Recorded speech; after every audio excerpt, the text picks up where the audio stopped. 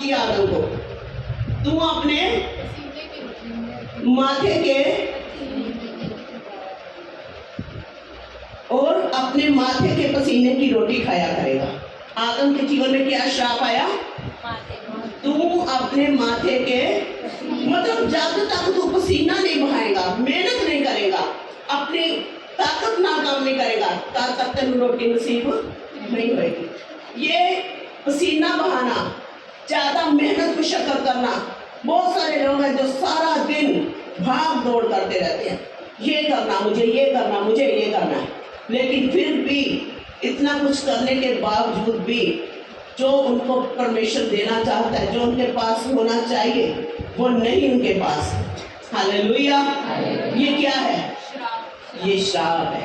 ये क्या है? कि दिन रात मेहनत करने के बावजूद भी जो कुछ परमेश्वर आपको देना चाहता है वो आपके पास नहीं है, तो ये क्या है? श्राप है। हालेलुया। मुलाकी की किताब में लिखा हुआ है कि तुम्हारे ऊपर भारी श्राप पड़ा है। क्या लिखा है? तुम्हारे ऊपर भारी श्राप पड़ा है। भारी श्राप मतलब किनको लिखा है? जो लोग उपज का पहला फल परमेश्वर के पास नहीं लाते। हालेलुया।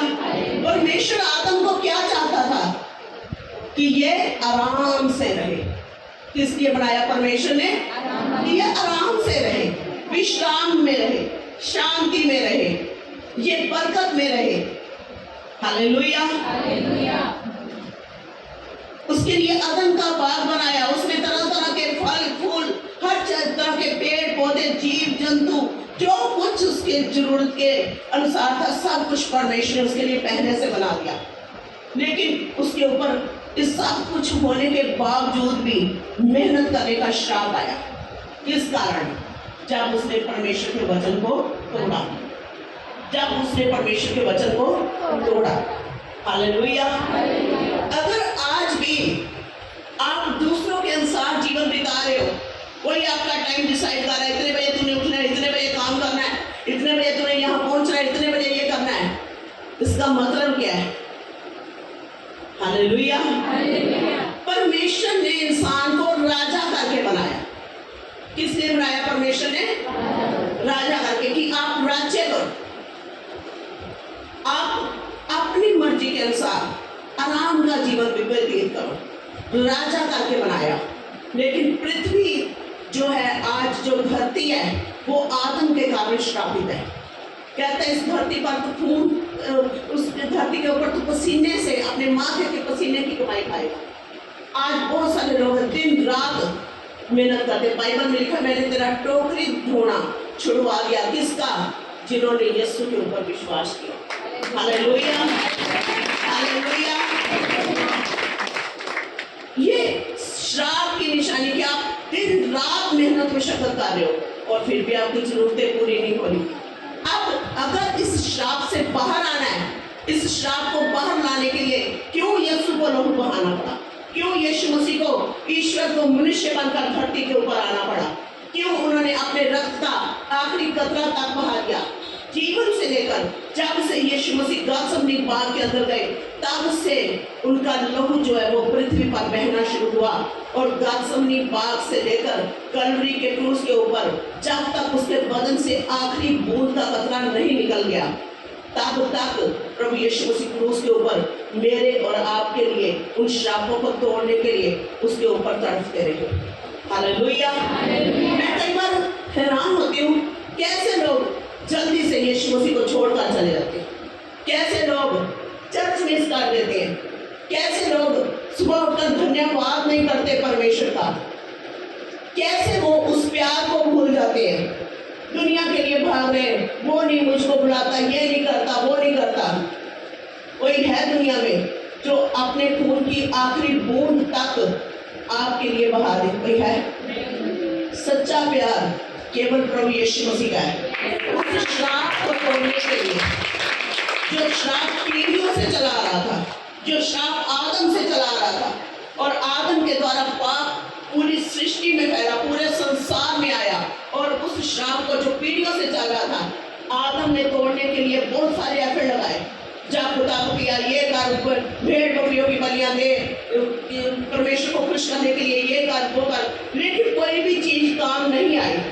फिर परमेश्वर ने अपने ही पुत्र को अपने स्वरूप में लेकर धरती के ऊपर भेजा कि ये मेरे पाप, अब तुम्हारे मानव जाति के पापों के लिए मेरा बेटा तुम्हारे लिए मरेगा। हालेलुया। और फिर तुम क्या होगे? उस पाप से, उस श्राप से क्या होगे? आजाद हो जाओगे। आमीन। हालेलुया। लूका की किताब आदम को दिया गया, जहां पर आदम में उसको रखा गया था कि ये आराम से राजा के जैसा जीवन जिए, मेरे बेटे के जैसा जीवन जिए, लेकिन उसको वो जीवन क्या सूट नहीं करा। उसने शैतान की बात को ज्यादा अहमियत दे दी अपनी जिंदगी में। हालेलुया। आपको ये जो परमेश्वर का जो घर है, ये एक अदन बाग है।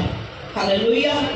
जब तक आप इस अदन बाग के अंदर हैं, आपके ऊपर से हर श्राप टूट चुका है यीशु मसीह के नाम से। जब तक आप इस मिलाद के तंबू के अंदर हैं, कोई श्राप आपके ऊपर लागू नहीं होता। हालेलुया।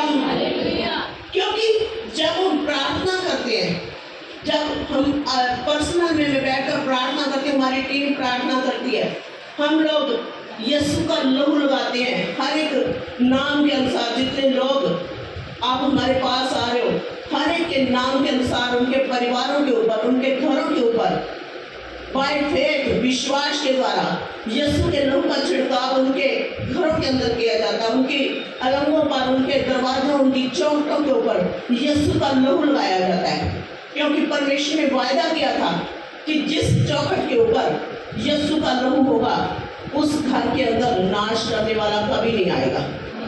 आमीन। हालेलुया। और क्यों आज